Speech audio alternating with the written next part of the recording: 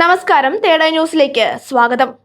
കൊച്ചിയിൽ നടിയെ ആക്രമിച്ച കേസിലെ പ്രധാന സാക്ഷിയായിരുന്ന ബാലചന്ദ്രകുമാറിന്റെ മരണത്തിൽ ദുരൂഹത ആരോപിച്ച് കുടുംബം രംഗത്ത്. കുടുംബ സുഹൃത്ത് അനന്തു സുരേഷ് നൽകിയ പരാതിയുടെ അടിസ്ഥാനത്തിൽ DGP അന്വേഷണത്തിന് നിർദ്ദേശം നൽകിയിട്ടുണ്ട്. തിരുവനന്തപുരം സിറ്റി പോലീസ് കമ്മീഷണർക്കാണ് അന്വേഷണം നടത്തുവാൻ നിർദ്ദേശം നൽകിയിട്ടുള്ളത്. ബാലചന്ദ്രകുമാറിന്റെ മരണത്തിലും രോഗബാധയിലും സംശയമുണ്ട് എന്ന് ഭാര്യ ഷീബയും പ്രതികരിച്ചു. ബാലചന്ദ്രകുമാറിന് മറ്റു ഗുരുതര ആരോഗ്യ പ്രശ്നങ്ങളൊന്നും ഉണ്ടായിരുന്നില്ല എന്നും വൃക്കയിലെ കല്ല് നീക്കം ചെയ്തതിനു ശേഷമാണ് ആരോഗ്യനില മോശമായത് എന്നും അവർ പറയുന്നു. ചികിത്സയുമായി ബന്ധപ്പെട്ട പരിശോധനാ റിപ്പോർട്ടുകൾ കുടുംബത്തിന്റെ കൈവശമുണ്ട് എന്നും അവ പരിശോധിച്ചാൽ കൂടുതൽ വിവരങ്ങളിൽ വ്യക്തത ലഭിക്കുമെന്നും ഷീബ വ്യക്തമാക്കുന്നുണ്ട്. മരണത്തിൽ സമഗ്ര അന്വേഷണം വേണമെന്നാവശ്യപ്പെട്ട് അനന്തു സുരേഷ് നേരത്തെ മുഖ്യമന്ത്രി ഉൾപ്പെടെയുള്ളവർക്ക് പരാതി നൽകിയിരുന്നു.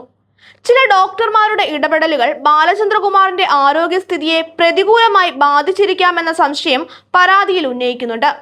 എന്നാൽ ഈ ആരോപണങ്ങൾ ഇതുവരെ അന്വേഷണത്തിലൂടെ തെളിയിക്കപ്പെട്ടിട്ടില്ല. കാലിലുണ്ടായ നീരായിരുന്നു ബാലചന്ദ്രകുമാറിൽ ആദ്യം കണ്ട രോഗലക്ഷണമെന്ന് പരാതിയിൽ പറയുന്നു. തുടർന്ന് നടത്തിയ പരിശോധനകളിലൂടെയാണ് ഒരു വൃക്കയിൽ കല്ല് കണ്ടെത്തിയത്. അതിന്റെ ചികിത്സയ്ക്കായി തിരുവനന്തപുരം SIT ആശുപത്രിയെ സമീപിച്ചുവെന്നും പരാതിയിൽ പരാമർശമുണ്ട്. ചികിത്സയുടെ വിവിധ ഘട്ടങ്ങളുമായി ബന്ധപ്പെട്ടും ചില ഡോക്ടർമാർക്കെതിരെയും പരാതിയിൽ ആരോപണങ്ങൾ ഉയർത്തിയിട്ടുണ്ട്. 2024 ഡിസംബർ 13 ബാലചന്ദ്രകുമാർ ചെങ്ങന്നൂരിലെ സ്വകാര്യ ആശുപത്രിയിൽ ചികിത്സയിലിരിക്കെ മരിച്ചത്.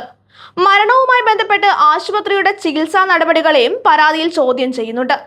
അതേസമയം പരാതിയിൽ ഉന്നയിച്ചിരിക്കുന്ന ആരോപണങ്ങളുടെ സത്യാവസ്ഥ പോലീസ് അന്വേഷണത്തിലൂടെയാണ് ഇനി വ്യക്തമാവേണ്ടത്.